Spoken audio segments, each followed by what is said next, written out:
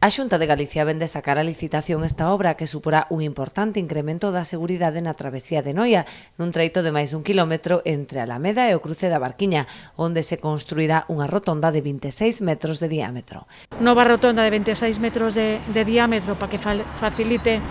os movimentos e os xiros, pois tamén actuaremos na C550 dende este punto da rotonda da Barquiña ata Alameda e, polo tanto, esta entrada en Noia, esta travesía, pois quedará totalmente renovada e ordenada. Actuaremos na capa de rodadura, actuaremos tamén nos servicios, canalizando os servicios e, por suposto, reordenar o aparcamento que era insuficiente e, sobre todo, así un itinerario peonil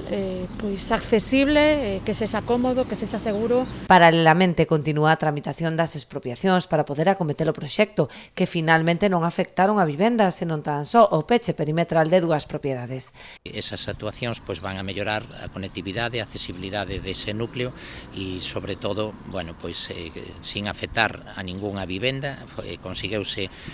encaixar un proxecto que evite a demolición de ningunha vivenda, que se leve a cabo mediante actuacións de expropiación solo sobre dúas propiedades que afectan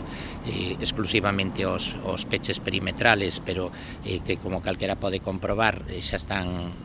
recolocadas e ubicadas esas estacas que delimitan a zona que se vai a expropiar, co cual, bueno, pois é unha tranquilidade tamén para os veciños, porque non se ve afectado ningunha vivenda e é unha noticia tamén satisfactoria. A intención da Consellería é iniciar os traballos en setembro. O proxecto, presupostado en máis dun 1,1 millón de euros, conta cun prazo de execución de 10 meses, polo que a vía renovada podería estar en servizo no verán de 2023.